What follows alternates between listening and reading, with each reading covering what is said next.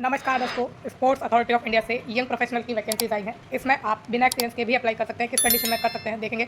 और वेरियस इसमें आपके जो डिसिप्लिन है वो अलाउ किए गए हैं, वो भी हम चेक करने वाले हैं। ठीक है, इसमें बात करें कि कितने साल तक के लिए आपको इसमें रखा जाएगा, तो 4 साल तक के लिए आप इसमें रहेंगे एंगेज्ड, और आपकी जो परफॉर्मेंस है वो इसमें मायने रखेगी। वैकेंसीज का नंबर देखें, अच्छा मैक्सिमम पीरियड ऑफ 4 साल, ठीक है, यहाँ लिखा हुआ है। अब इसमें हम कितनी नंबर ऑफ पोस्ट या वैकेंसीज की बात करें तो 35 है टोटल, ठीक है। और इसमें पोस्टिंग की जो सबसे बड़ा कंसर्न भी रहता है कैंडिडेट्स का, तो इसमें जो आपकी अपॉइंटमेंट होगी वो ऑल ओवर इंडिया बेसिस पर रहेगी, ठीक है। जहाँ भी एसएआई की स्कीम चल रही है, इंप्लीमेंट हो रही है, वहाँ पर आपकी जो पोस्टिंग है वो हो सकती है, दिल्ली में भी हो सकती है, या जहाँ आप रहते हैं वहाँ भी हो सकती है, कहीं भी हो सकती है। और ये जो डिसीजन है ये एसएआई ही लेगा। तो चलते हैं अब आगे, लास्ट डेट की बात करते हैं। 10 मई तक आपको फॉर्म भरने को मिलेगा। कैसे फॉर्म भरना है? ऑनलाइन आपको इसमें एप्लीकेशन फॉर्म भरना है। ये तो ईमेल आईडी है, ऑनलाइन एप्लीकेशन फॉर्म का लिंक अलग है, और वो लिंक आपको इस वीडियो के डिस्क्रिप्शन बॉक्स में मिलेगा, आप जाके देखिएगा।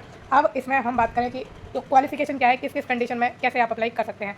तो अगर आपने पोस्ट ग्रेजुएशन की डिग्री ले रखी है किसी भी डिसिप्लिन में तो आप अप्लाई कर सकते हैं, या फिर बीई या बीटेक करा हुआ है तब भी आप अप्लाई कर सकते हैं, या फिर 2 साल का पीजी डिप्लोमा ले रखा है इन मैनेजमेंट, या एमबीबीएस कर रखी है, या एलएलबी, एससीए या आईसीडब्ल्यूए, या फिर कोई आप प्रोफेशनल डिग्री रखते हैं अपने पास जो कि आपने अर्न की है आफ्टर स्टडी ऑफ 4 ईयर या फिर more acquired after 10+2 with 1 year experience, ठीक है। तो अगर आपने ये सब डिग्री ले रखी है और साथ में 1 साल का एक्सपीरियंस है तो आप इसमें अप्लाई कर सकते हैं। या फिर ग्रेजुएशन की डिग्री आपने ले रखी है किसी भी डिसिप्लिन में, सर्टिफिकेट और डिप्लोमा है आपके पास स्पोर्ट्स मैनेजमेंट का, और जो सर्टिफिकेट और डिप्लोमा है वो 6 मंथ से कम का नहीं होना चाहिए, उससे ज़्यादा का ही होना चाहिए, और साथ में 2 साल का एक्सपीरियंस आपसे इसमें मांगा है, ठीक है। तो ये आपकी क्या है, आपकी है क्वालिफिकेशन एजुकेशन की, ठीक है। अब हम ये जो आपकी क्वालिफिकेशन है इसको हिंदी में भी पढ़ते हैं ताकि आपकी क्लैरिटी हो जाए। तो अगर आपने किसी भी विषय में स्नातक पत्र की डिग्री ले रखी है, यानी आपने पोस्ट ग्रेजुएशन की डिग्री ले रखी है, बीई कर रखा है या बीटेक कर रखा है, और या फिर प्रबंधन में 2 वर्ष यानी मैनेजमेंट में 2 साल की पीजी डिप्लोमा या एमबीबीएस कर रखा है, एलएलबी कर रखा है, सीए कर रखा है, या आईसीडब्ल्यू कर रखा है, ठीक है। या फिर आपने अपनी 12th करी है, 12th के बाद आपने जो है 4 साल या उससे अधिक की पढ़ाई के बाद किसी भी पेशेवर डिग्री के साथ, ठीक है, 1 साल का अनुभव है आपके पास, तो आप इसमें अप्लाई कर सकते हैं। अगर आपके पास ये डिग्रीज है तब तो आप एज ए फ्रेशर जो है अप्लाई कर सकते हैं। या फिर अगर आपने 12th करी है उसके बाद 4 साल की पढ़ाई के बाद आपने कोई मतलब पेशेवर डिग्री ली है, पढ़ाई के बाद 12th की पढ़ाई के बाद आपने जो है प्रोफेशनल डिग्री ली है, और प्रोफेशनल डिग्री के साथ आपको 1 साल का एक्सपीरियंस लगेगा, ठीक है। ये आपका जो एक्सपीरियंस का काउंट इन्होंने करा है वो चीज़ है कि एक्सपीरियंस किस केस में होना चाहिए, ठीक है। अब अगर आपने ग्रेजुएशन करी हुई है, हिंदी में देख लीजिए, किसी मान्यता प्राप्त संस्थान से किसी भी विषय में स्नातक के साथ खेल प्रबंधन में प्रमाण पत्र या डिप्लोमा कोर्स जो कि 6 महीने से अधिक का होना चाहिए, उसके साथ 2 साल का एक्सपीरियंस होना चाहिए। तो ये 2 कंडीशन है आपकी क्वालिफिकेशन की जो हमने देख ली है, ठीक। और ये जो आपका एक्सपीरियंस है काउंट तभी होगा जब आपकी जो पढ़ाई है वो पूरी हो चुकी होगी, उसके बाद ही होगा। इंटरव्यू इसमें आपका सिलेक्शन का मेथड है, ठीक है। इंटरव्यू ही आपका होगा, फाइनल मेरिट लिस्ट उसी बेस पर आपकी बनेगी। आगे बात करें कि merit list it is to be noted that mere qualifying at the interview does not confirm final selection. तो ये आपकी क्या है, सेपरेट लिस्ट जो है प्रिपेयर करी जाएगी purely on the basis of marks obtained by the candidate in interview. तो इंटरव्यू के बेस पर ही आपका सिलेक्शन होगा, मेरिट लिस्ट के हिसाब से आपका सिलेक्शन होगा, ठीक है। तो ये चीज़ आपकी है। फिर आपको क्या करना है, the candidate must produce all the original certificate या डॉक्यूमेंट्स। आपको सारे ओरिजिनल डॉक्यूमेंट या फिर सर्टिफिकेट इंटरव्यू के टाइम पर जब आप ज्वाइन करेंगे उसके टाइम पर आपको लेके जाने हैं, ठीक है। इंटरव्यू के टाइम पर भी लेके जाने हैं। अब आगे बात करें तो 4 साल का आपका एक कॉन्ट्रैक्ट है, मैंने आपको बताया है ऊपर ही शायद, है ना। और document claiming work experience must clearly mention the following. तो जब आप एक्सपीरियंस के साथ अप्लाई कर रहे हैं तो उस केस में क्या क्या चीज़ें इंक्लूडेड होने चाहिए आपकी एक्सपीरियंस में। नेम ऑफ द एस्टेब्लिशमेंट का नाम होना चाहिए। सिग्नेचर ऑफ कॉम्पिटेंट अथॉरिटी या issuing authority clearly stating their position of authority in the organisation. तो आपके सिग्नेचर होने चाहिए कॉम्पिटेंट अथॉरिटी के आपके एक्सपीरियंस लेटर पर, या इशूइंग अथॉरिटी के जो कि साफ साफ कहता हो कि आप किस पोजीशन पर काम कर रहे हैं या कर चुके हैं उस ऑर्गेनाइजेशन में। ड्यूरेशन ऑफ वर्क मेंशन होना चाहिए, ठीक है, मतलब एक्सपीरियंस कितने साल तक आपने लिया है। In which date of joining and the date relieving shall be mention. Joining की डेट और रिलीविंग की डेट दोनों मेंशन होनी चाहिए। फिर the field in which the candidate has work और the post held in the establishment.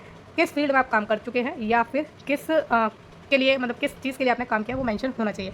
आगे बात करते हैं, नोट इन्होंने को दिया है, if the candidate is currently employed, अगर आप काम कर रहे हैं currently, and does not possess an experience letter, और एक्सपीरियंस लेटर आपके पास नहीं है, ठीक है, from their present employer, they will be permitted to upload और submit salary slip from their current employer covering the period from the candidate's date of joining in the organization until the date of application submission for the post young professional in SAI, that is that is the salary slip for the each month should be submitted for which the work experience is being claimed। तो आपको इसमें क्या करना है, कि अगर आप currently employed हैं तो आपको सैलरी स्लिप देनी है और हर एक मंथ की आपको जो है सैलरी स्लिप देनी है। जितने भी साल का आपको एक्सपीरियंस उसमें देना है, ठीक है, जितने भी साल का एक्सपीरियंस आप क्लेम कर रहे हैं उतने महीने के हिसाब से आपको वो सैलरी स्लिप देनी होगी, ठीक है। और उसमें आपको कवर करना है क्या कि आपने कब ज्वाइन करा था और जो आपकी डेट है एप्लीकेशन सबमिशन की इस पोस्ट के लिए वहाँ तक, ठीक है। तो ये आप चीज़ें कुछ है जो आपको करनी है अगर आप करंटली एम्प्लॉयड हैं, ठीक। Please note that the salary slip must be duly signed या authorised by the current employer, और ये साइन होनी चाहिए जो है आपके ऑथराइज्ड जो कि करंट एम्प्लॉयर है उससे, ठीक है। जो भी आपकी ऑर्गेनाइजेशन है, एम्प्लॉयर है, उससे आपकी जो है साइन होनी चाहिए। Furthermore the salary slip for the most recent month only will not be accepted as an experience letter and can not be considered as proof of experience. अगर current month में आप देंगे तो आपका वो experience के रूप में काउंट नहीं होगा, मतलब जो लास्ट डेट है इसकी उस मंथ का आप देंगे तो वो नहीं होगा काउंट, ठीक है। तो उससे पहले का आपको देना है, यानी मई से पहले का मई से क्या 14 अप्रैल से पहले का आपको देना है, 10 अप्रैल है इसकी लास्ट डेट, तो 10 अप्रैल से पहले का देना है आपको।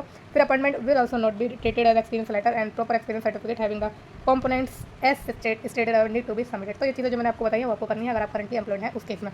बाकी आगे बात करें कौन कौन से आपके सर्टिफिकेट है, 10th आधार, ये सब आपके रिसेंट कलर फोटोग्राफ, ठीक है। कौन सी फोटोग्राफ आपको अपलोड करनी है, कलर फोटोग्राफ। और सारी चीज़ें आई थिंक हम कवर कर चुके हैं। एक चीज़ हमने कवर नहीं की है वो है सैलरी, कि आपको इसमें कितना एमोलमेंट या फिर सैलरी मिलेगी। तो एज लिमिट तो पहली बात 32 साल है और सैलरी इसमें 50,000 से लेकर 70,000 रुपये के बीच में आपको मिलेगी।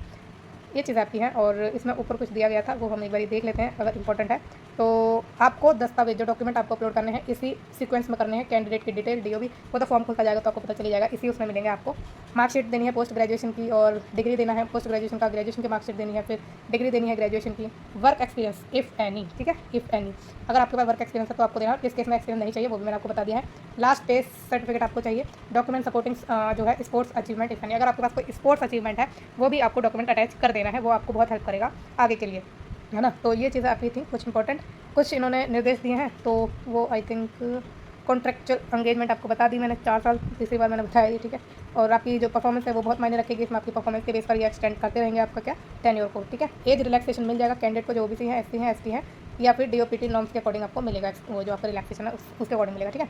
और आगे चलते हैं, कुछ और चीज़ दे रखी है तो अन्य भत्ते वगैरह देखें तो no TADs shall be admissible for the joining the assignment और on its completion. No other facility like the accommodation, residential, phone conveyance, transport, personal staff, medical reimbursement, HRTC would be admissible. तो इसमें आपको जो है कोई भी TADA नहीं मिलेगा और कोई भी अदर फैसिलिटी भी नहीं मिलेगी, जैसे HRTC, DA एकोमोडेशन, फ़ोन जो आपके कन्वेंस है, ट्रांसपोर्ट है, ठीक है, ये चीज़ आपको नहीं मिलेगी।